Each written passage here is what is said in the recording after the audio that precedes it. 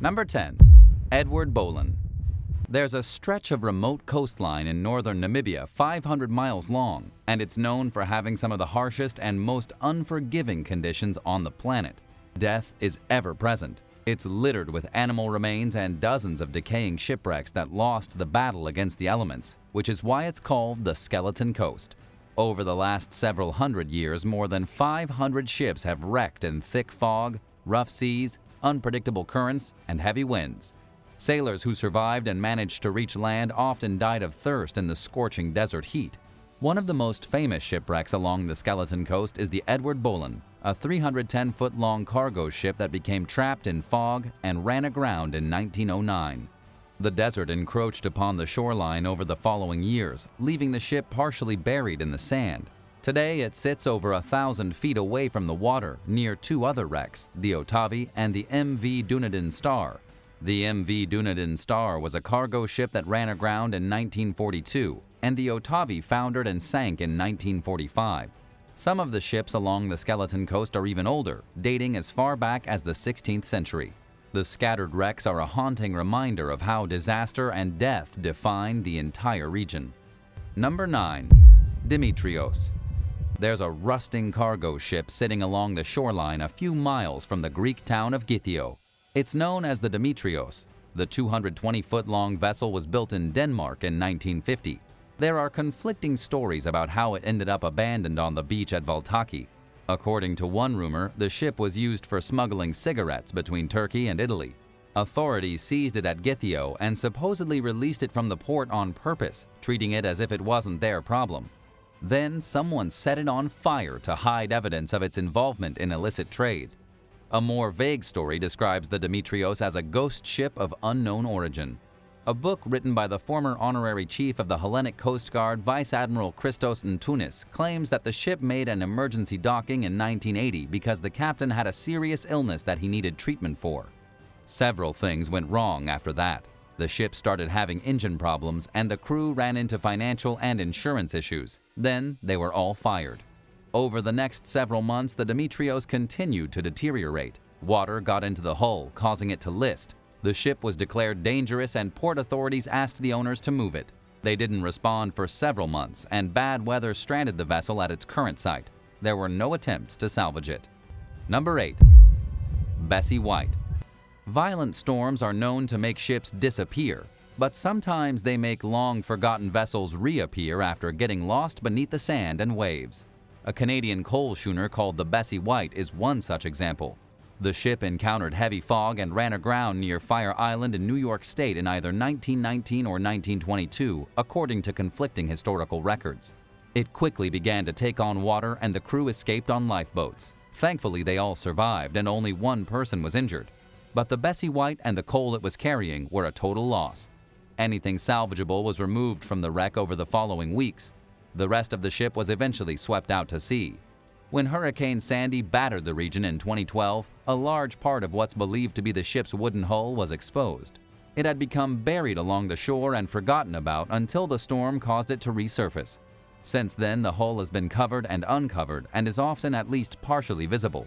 Nobody knows for sure if the artifact is from the Bessie White, but all the signs point toward it. Either way, it's clearly a part of a very old ship that was left behind long ago. Number 7. Hilma Hooker. The crew of the Dutch-built freighter Hilma Hooker had no idea they were being watched by law enforcement when the 236-foot-long vessel began experiencing engine problems in the Caribbean back in 1984. They had it towed to Kralendijk, a port city on the island of Bonaire. Authorities searched the boat after the captain failed to hand over the proper registration documents. They found 25,000 pounds of marijuana hidden in a false bulkhead. The suspects were detained, but they refused to identify the Hilma Hooker's owner, and detectives never figured out who the owner was. It's probably safe to say that the person knew better than to come forward, or they'd face serious problems with the law. Meanwhile, the ship deteriorated as it sat neglected as evidence. It eventually began taking on water. Authorities got sick of pumping water out of it and began to worry that it would sink and disrupt maritime traffic. They relocated the Hilma Hooker, and it seems as though they had perfect timing. Just days later, it began to list. It then rolled onto its side and sank to the sea floor. Today, it sits between two coral reef systems 95 feet beneath the waves.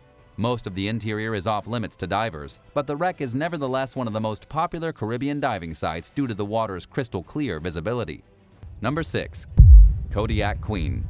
The Kodiak Queen first took to the seas as a U.S. Navy fuel barge in 1940. It's thought to be one of just 5 ships that survived the Japanese attack on Pearl Harbor the following year. After World War II, it was repurposed as a fishing vessel. It remained in use for several decades until eventually finding its way to a junkyard. Historian Mike Cochran rediscovered the rusting abandoned ship in 2012 and launched a campaign to save it from being scrapped or left to rot. It drew widespread attention, catching the interest of British photographer Owen Buggy. He suggested sinking the Kodiak Queen into an underwater art exhibit and artificial reef. A sculpture of the legendary Kraken sea monster was built around the ship as if it were dragging it into the sea floor. It was submerged off Virgin Gorda in 57-foot deep waters in 2017. Later that year, the region was hit with catastrophic hurricanes. Both the sculpture and the Kodiak Queen survived, but they were damaged by huge swells, which moved the exhibit about 30 feet from its original place. Thankfully, it remained in good enough condition to function as a marine habitat and has become a popular diving site. Would you ever take the dive to see this wreck in person? Let us know in the comments below, and if you're liking this video, be sure to subscribe to the channel for more content like this. Number 5. SS Richard Montgomery. Built in Jacksonville, Florida during World War II, the SS Richard Montgomery was an American Liberty-class cargo ship. It was named after an Irish officer who fought in the American Revolution. The ship had been in service for just a little over a year when she departed Philadelphia for Great Britain in what would turn out to be her final voyage. While waiting at the Thames estuary to join a convoy bound for France, the Richard Montgomery ran aground on a sandbank in 24 feet of water. Days later, workers began removing the cargo from inside the ship. For the next several weeks, it was a race against the clock, trying to save what they could before abandoning the salvage effort. Shortly thereafter, the vessel broke in two. She remains at the site to this day, where her 3 masts are visible at all times. In 1973, the British Maritime and Coast Guard Agency classified the wreck as dangerous due to the unexploded ordnance that was left aboard, including 1,500 tons of TNT. There's an exclusion zone around the ship that the authorities monitor both visually and with radar. In 2004, New Scientist magazine investigated government documents and other evidence relating to the wreck and determined that the Richard Montgomery's cargo is still quite deadly. Declassified documents revealed that the wreck was not handled properly in the immediate aftermath of the sinking or any time after that. Late last year, officials announced plans to dismantle the ship, which they say has the potential to cause mass damage and potential loss of life if the explosive cargo isn't removed. Number 4. SS Palo Alto. The SS Palo Alto was built toward the end of World War I with a combination of concrete and steel called ferroconcrete, which was cheaper than building the entire ship out of steel. It was designed as a tanker for the U.S. Navy, but by the time the vessel was completed in 1919, the conflict was over. The Palo Alto was mothballed for the next 10 years. In 1929, the Seacliff Amusement Corporation bought it and grounded it off the coast of Northern California with plans to turn it into an entertainment complex. It featured a dance floor, a cafe, a swimming pool, and more. Later that year, the stock market crashed. The economy was devastated, causing unforeseen financial problems for the ship's owners. Just a few years later, the Seacliff Amusement Corporation went bankrupt. Then the ship cracked in rough seas during a winter storm. The state of California bought the ship and turned it into a fishing pier. But poor weather continued to batter the Palo Alto, rendering it unsafe. The pier closed in 1950. A restoration attempt was made during the 80s, and the site was reopened for a few years. It was reopened yet again in 2016, but was soon closed down for repairs and has remained off limits to the public ever since. In the early 2000s, dozens of seabirds were killed by oil that was eventually traced to the ship. Its fuel tank was cracked and leaking, and the pollution wreaked havoc on the environment. Workers found hundreds of dead birds and harbor seals during a $1.7 million cleanup of the site. The Palo Alto continued to fall apart in the following years. In 2017, record-breaking 34-foot storm waves broke the ship in half. It now sits in 4 pieces, and any hope of restoring it has been lost. Number 3. MV Dayspring. The small town of Corpac is located at a natural harbor in the Scottish Highlands. It's home to a wrecked fishing boat called the MV Dayspring, which has sat along the shoreline since it ran aground due to bad weather in 2011. The vessel was built in 1975 and was used for catching mackerel and herring for years until 2000. It had been moored for over a decade when a vicious storm ripped it from its mooring and moved it to its current site. Locals call it the Old Boat of Cowell or the Korpak Shipwreck. It sits against the scenic backdrop of the surrounding mountains and is entirely visible, serving as a constant reminder of just how powerful Mother Nature is. The boat is accessible from all sides during low tide. In 2017, the Dayspring's buoy triggered its distress beacon. A large rescue effort ensued, only for emergency workers to eventually realize that the signal was coming from a long-abandoned wreck. It's unclear whether there are plans to ever move or scrap the vessel.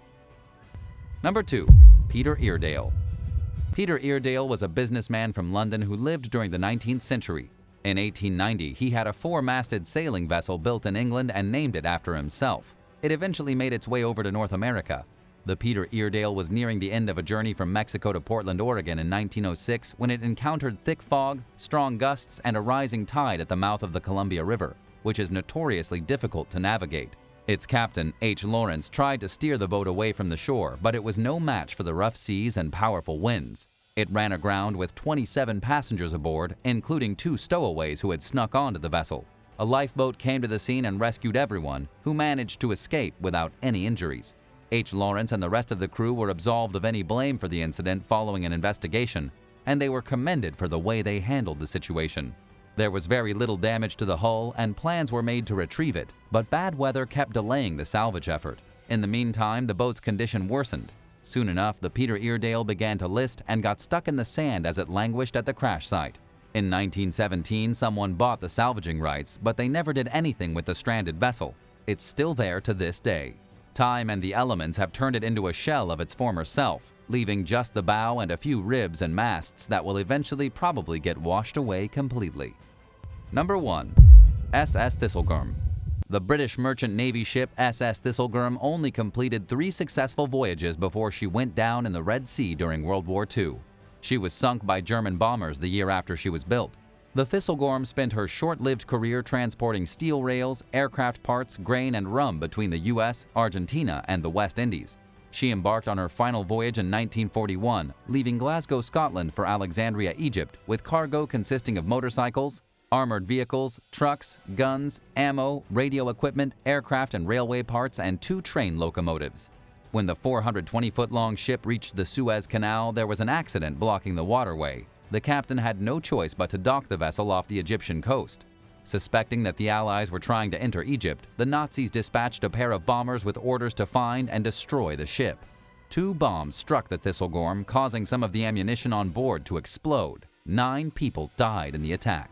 French explorer Jacques Cousteau discovered the wreck during the 1950s, but it was soon forgotten about. The coastal city of Sharm el-Sheikh opened the wreck to divers in the early 1990s. Visitors can access the ship's interior via an opening that was created during the disaster. Most of the cargo remains inside to this day. Many consider the Thistlegorm to be the world's best wreck dive. It sits roughly 100 feet beneath the surface, where some advanced diving skills are required, but the water is shallow enough not to need any special equipment. Thanks for watching. If you'd like to learn more about abandoned ships, let us know in the comments below and don't forget to subscribe.